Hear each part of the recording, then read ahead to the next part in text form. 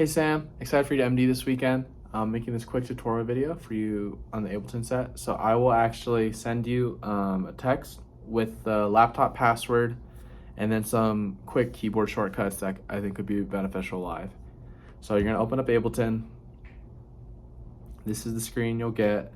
Command minus is to zoom out, Command plus is to zoom in. I usually have it zoomed out a lot, but it's hard for some people to see, so you can zoom in a bunch. The problem with zooming in is when you zoom in, sometimes this will lock up and it'll lock up right here.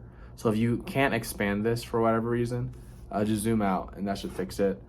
I'll send this to Jason and Aiden as well, and they'll function as a failsafe. Aiden knows how all the routing works, and then Jason can add and drop songs if he needs to. So you're gonna open up, this is what you're gonna see. Let's full screen this. You're gonna go to Sets, Sunday Morning, and go to PH Takeover, May 24th, and open this down here. So here's our set. This should all be closed for you. There you go. So we have 6 songs. I'm gonna speed through this. 1 on the laptop, if you actually hit the 1 key, that's song 1. 2 is start song 2. 3 is song 3, 4, 5, 6. And in order, it's just in PCO. So if we're not gonna change the order, but if you do, it's just, you'll see how it's mapped. So Boast is 1, Come Thou Fount 2, Who Else 3, Worthy is 4, Truest Things, just click and pad is 5, What a God is 6. If you hit the T key, it's gonna take you to this loop section. And so basically, this is an infinite loop of 68 tempo. And there's these 2 markers on the keyboard, the left arrow and the right arrow, next to the M key. So not the actual arrow keys, but the accent symbol key kind of. That is linked to forward and backwards on the markers. So how this works, let's say you're in whatever song and you're flowing, What a God's in 79. You hit T, it's gonna take you to 68 BPM. So you just keep hitting this accent key, this right arrow key, until you get to the right tempo. And you can see it functions like a metronome. So it's almost like a tap. It's not a perfect tap. And then you just kind of stop when you feel like it's right. Okay, and we're flowing. If Jason's like, okay, a little faster, you just go a little faster. You're the guinea pig this week. Don't feel like you have to use it if you don't feel comfortable. I think our band is strong enough. So if you guys in the need to flow, just take charge and count in. But feel free to experiment with this if you want to. Okay, so let's just go through how the set works. So as you can see, it's color coded. Aiden and I have already adjusted all the stems and mixed all the stems in the set. The downside of the tap tempo is you have to re-enable automation. There we go. After you're done using it, which we shouldn't. Let's see, Command K, just make sure the T key. That's why it's associated with that. Boom. Now you don't need to re-automate anything. So if we go to tap tempo, let's say we're flowing and somehow you get back to What a God. What a God's in 79. What a God, I think it's the 6 key. 1. Yeah, 2. Sweet. Okay, all the tempo's back. So Aiden and I have already mixed all of the stems. They've been balanced for the board. So you don't need to do anything with stems. The only edits you will potentially have to make are arrangement edits. And Jason will be there so he can help you. So these are how you make arrangement edits. Let's say for whatever reason, they want another bridge. And whenever you're making edits, make sure you have the guide tab open. So that way you can actually see what's being called. Because sometimes when you change the arrangement, it doesn't change the guide. So let's say they want another bridge. You go to the beginning of this clip marker, you hit Command Shift D, and that duplicates the bridge.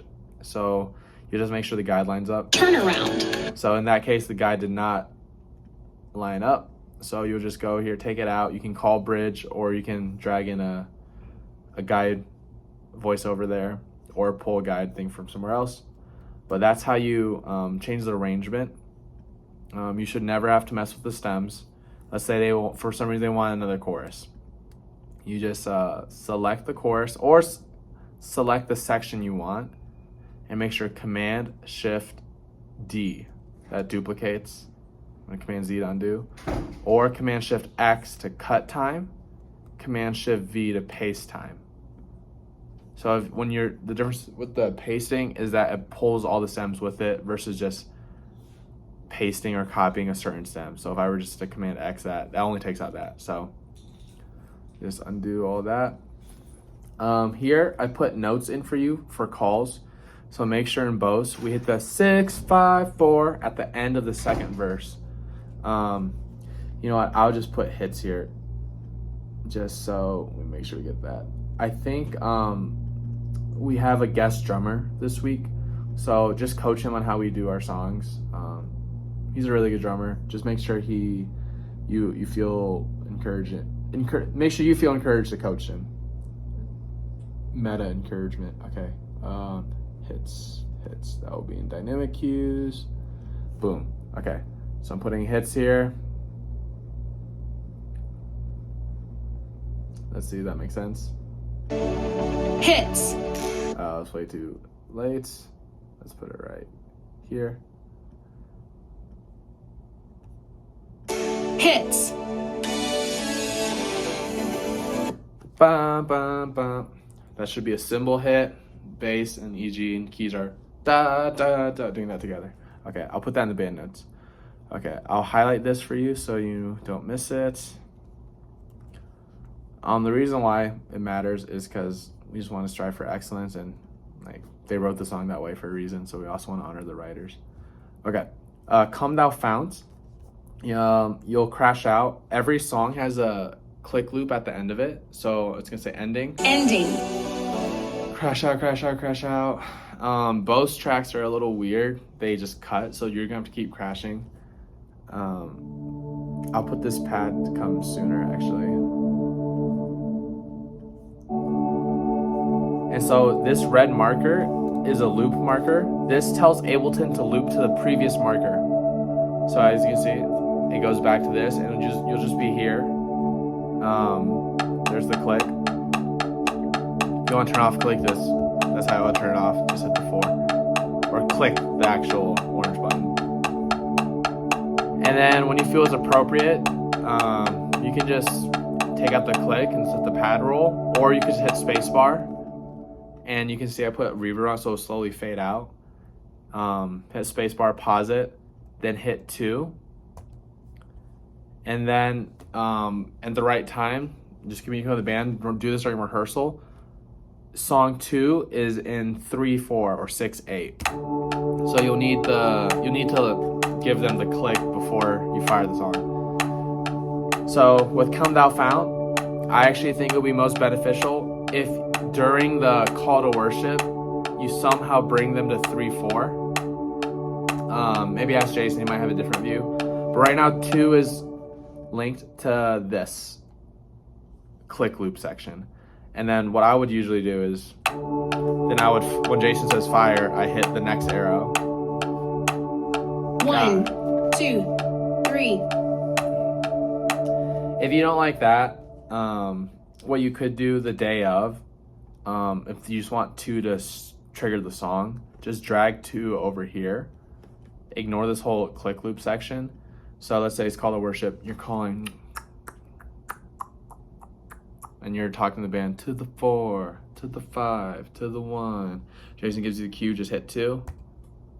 1, 2, and they'll fire it. 3. For now, I'll just leave the marker at the click loop. But Jason will have this video too, so you guys decide what you want to do. Same deal. This has infinite click loop. If for whatever reason you guys don't want to use the guides that came, these are the guides that we had in multi-track, or not in the multi-tracks folder, you can just use this click loop section. And then Jason should know how to change the time. Jason, everything's just drawn out, so you have to put dots and boom, boom. Okay, so when you're ending this song, what I usually do, when you're playing the song, when you hit the next key, it'll fire it. So who else? Let's say I just want to go straight into it. After Come Thou Fount, hit 3. 1, Now we're in who else? 2, 1, So 2, here's the end of who 3. else? Tag.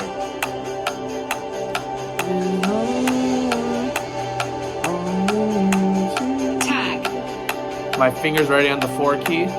Big ending. I'm gonna hit 4 now.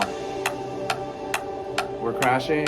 1, Crash, crash. 2. Hey, band, we're in the key of D. Intro. 2, Boom, and now we're 3, worthy. 4. 6.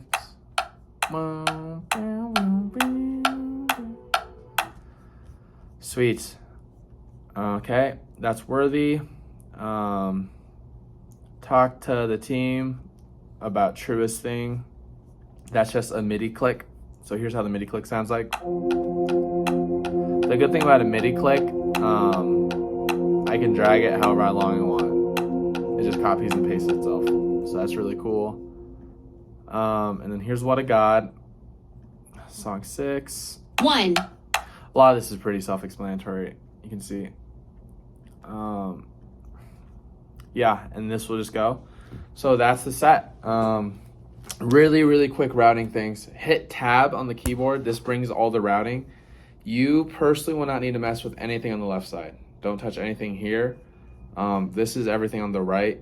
Aiden knows how to use this, but just in case, everything's already actually been routed to our board. It's saved as a preset just so it can be more consistent. And you can see I put them in order 3, 4, 5, 6, 7, 8. These are the numbers 9, 10, 11, 12. So if for some reason the tracks are coming throughout 1 and 2 on Clang, that's probably because the headphone out is turned on. I'm going to turn off now. I use this for editing so that way I can actually hear what we're going to hear on Sundays. But for whatever reason, if tracks are coming out through the click channel on Clang, just mute this. It's already muted right now. So there's a set. If you have any questions, let me know. Quick run through. 1 is song 1, 2, 3, 4, 5, 6. If you need a mute click, just click this button with the trackpad. And yeah, I don't think you'll need to add anything. But yeah, that's the tutorial. This last section will be for Jason. Jason, if you want to add a song, I don't anticipate you guys will, but if for whatever reason you do, I made a folder for you called Jason Best. And this, you can, all these tracks have already been routed to our board, to the correct ins and outs. So you can just go to Worship Multitracks and then just drag them there and just set the tempo. So I'm just trying to think ahead. Okay, there you guys go. Have fun and don't mess up.